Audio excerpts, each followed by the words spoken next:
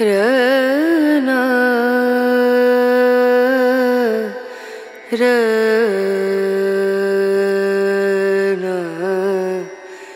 रनु।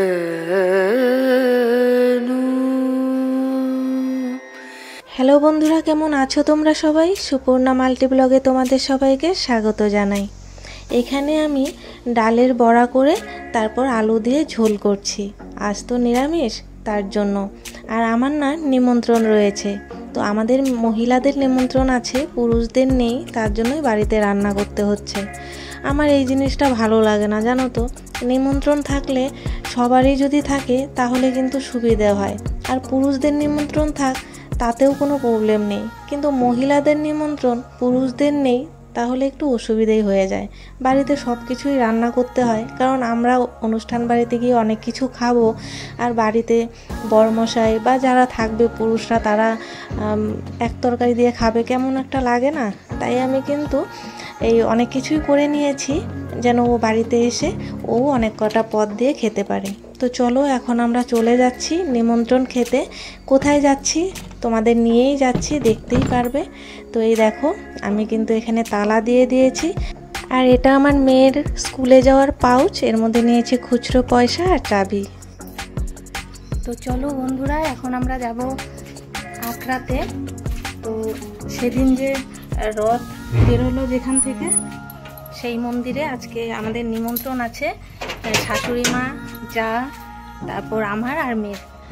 আজ আমি অনেক বন্ধুদের নাম নেব আমার এই ভিডিওতে, তবে আমি কিন্তু বাংলাদেশের বন্ধুদের নাম জানি না, তাই আজকের ভিডিওতে আমি নিতে পারিনি। তবে আমি খুব খুশি যে বাংলাদেশের ইন্টারনেট চালু হয়েছে, এবার আমরা আবারও সেই বাংলাদেশের বন্ধুদের সঙ্গে যোগাযোগ রাখতে পারবো, তারাও আমাদের ভিডিও দেখতে পারবে, আমরাও তাদের ভিডিও দেখতে পারবো। তবে আমি জানি না তোমরা কারা কারা আমার ভিডিও দেখছো, কারণ কখনোই তোমরা কমেন্ট করো না, কিন্তু তোমরা আমার ভিডিও দেখো সেটা বুঝতে পারি। ওয়াইটি স্টুডিওতে অ্যানালাইটিক্স চেক করলেই বুঝতে পারি বাংলাদেশ থেকে তোমরা কত বন্ধু দেখছো, সৌদি আরবিয়া থেকে দেখছো। তো সৌদি আরবিয়াতে তো আর বাংলা কেউ বোঝে না, তাই আমি জানি যে ওখানে বাংলাদেশের বন্ধুরাই রয়েছো, তারাই ভিডিও দেখছো। তো তোমাদের জন্য শুভকামনা। সত্যি এতদিন খুব মিস করেছি তোমাদেরকে। তোমরা ভালো থেকো, সুস্থ থেকো, এই কামনাই করব। তো আমার এক কাকিমণি, রেহান ব্লগ, সেই কাকিমণি জিজ্ঞেস করেছিল যে ফালাকাটা কোথায় আমার শ্বশুরবাড়ি।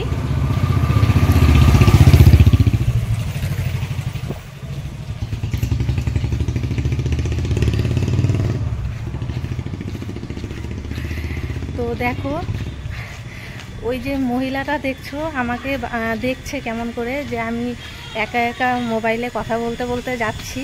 তো এই হচ্ছে আমাদের ব্লগারদের সমস্যা, আমাদেরকে দেখে অনেকেই পাগল মনে করে, অনেকেই এইভাবেই তাকায়। তো যেটা বলছিলাম, বাইকের জন্য বলতে পারিনি। তো কাকিমণি জিজ্ঞেস করেছিল যে আমার শ্বশুরবাড়ি কোথায়।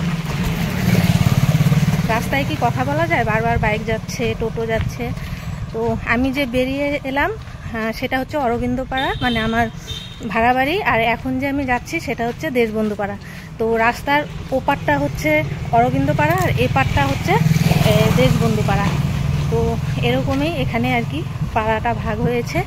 তো এই দেখো সামনেই, এই যে বেরিয়ে এলাম অল্প একটু জায়গা, তো এই সামনেই কিন্তু রাধা মাধবের মন্দির। চলো তোমাদের ব্যাক ক্যামেরায় দেখাই, এর আগে দেখিয়েছি। ওই যে দেখো, ওটা হচ্ছে গেট দেখা যায় রাধা মাধব আশ্রমের, মানে মন্দিরের। এখান থেকেই রথ বেরিয়েছিল সেদিন।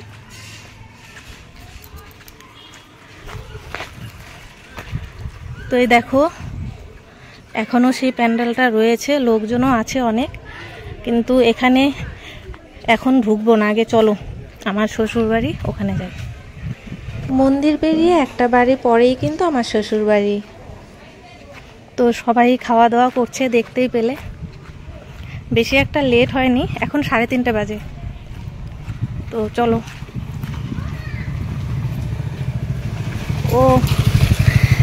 ওরা চলে এসেছে, এই দেখো পেছন থেকে ডাকছে, আমি দেখিনি ওদেরকে। চিনো এটা নে না। তো আমরা তো বাড়িতে রান্না বান্না করে এসেছি, তো এখানে এসে ভোগের প্রসাদে অনেক কিছুই কিন্তু খাওয়ায়, 5 রকমের আইটেম থাকে, মানে ওই যে ভাজা থাকে, ডাল থাকে, ঘ্যাট থাকে, রসা থাকে। তো আজকে কি হয়েছে জানো তো, আমাদের কিন্তু কপালে এসব জোটেনি। তো আজকে শুধুমাত্র ঘ্যাট আর ডাল দিয়েই আমাদের প্রসাদ খেতে হয়েছে। কেন বলো তো? কারণ 100 জনের নিমন্ত্রণ ছিল, 200 জন হয়ে গেছে।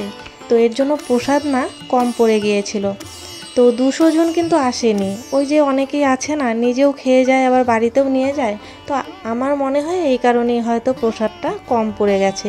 তো শেষের দিকে যারা খেয়েছে সবারই কিন্তু এরকম অবস্থা হয়েছে। আমরা তো তবুও একটু ঘ্যাট পেয়েছি, কিন্তু আমাদের পরে যে ব্যাচ খেয়েছে তাদের কিন্তু শুধুমাত্র ডাল দিয়েই খেতে হয়েছে, তারা ওই সবজিটুকুও পায়নি। আর আমাদের আগে যারা খেয়েছে তারা কিন্তু আবার সব কিছু দিয়েই খেতে পেরেছে।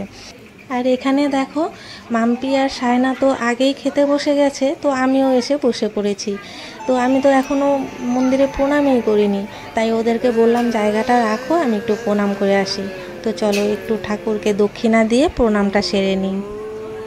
এখানে তোমরাও একটু ঠাকুর দর্শন করে যে যার মনের ইচ্ছা বলতে পারো। তো আমিও প্রণাম করে সবার মঙ্গল কামনা করে নিলাম। আমার নিজের ফ্যামিলি, আমার শ্বশুরবাড়ির ফ্যামিলি, বাবার বাড়ির ফ্যামিলি, আমার ইউটিউব ফ্যামিলি সবাই যেন সুস্থ থাকে, ভালো থাকে। এই দেখো, আমরা এখন প্রসাদ খেতে বসে গেছি। আর এই যে আমাদের সবজি দিয়েছে, আর এরপরে দেবে ডাল, ব্যাস। এরপরে কিন্তু আর কোনো প্রসাদ ছিল না। আর চাটনি, পায়েস ছিল। তো আমি, সায়না, মাম্পি 3 জনেই কিন্তু মিষ্টি পছন্দ করি না, তার জন্য আমাদের খাওয়া শুধু এই ডাল আর সবজি। এবার তোমাদের কাছে আমি একটু আমার মনের কথা শেয়ার করি। আমার কিন্তু এখন একেবারেই ভিডিও করার ইচ্ছে নেই, কিন্তু তোমরা কিছু কিছু বন্ধু আছো যাদের জন্য এখনও আমি কিন্তু ভিডিও করছি। তো তাদের নামগুলো একটু আমি নিতে চাই, যারা আমার পুরনো আছো এবং নতুন আছো, যাদের কমেন্ট পেয়ে আমি ভীষণ খুশি আর আমি এখনও ভিডিও করার উৎসাহ পাচ্ছি। তো তাদের নামগুলো একটু বলি। আর আমাদের দেখো প্রসাদ খাওয়া শেষ, এখন আমরা এখানে হাত ধুয়ে নিচ্ছি। জানি না আমি আর কতদিন তোমাদের ভিডিও দেব, তবে আজকে আমি যে কজন বন্ধুর নাম বলবো, আর বাকি যাদের বলতে পারবো না তারা কমেন্ট করো, পরের ভিডিওতে বলে দেব। তো যে কটা ভিডিওই দিই না কেন, তোমাদের এই বন্ধুদের কমেন্টের জোরেই দিচ্ছি। তার মধ্যে Lakshmi simple lifestyle, Rupa vlog video, Rimi Rupa, Rehan vlog, cute Koushani vlog, আর সবশেষে আমার নতুন বন্ধু সীমা দেব ব্লগ। তো চলো আজকে ভিডিওটা এখানেই শেষ করছি। যাদের নাম নিতে পারিনি আজকে কমেন্ট করো, পরের ভিডিওতে নাম নেব। তো চলো এখন শেষ দিকে একটু প্রসাদ বিতরণ করব। আজকে ভিডিওটা এখানেই শেষ করছি। সবাই সুস্থ থাকো, ভালো থাকো, টাটা।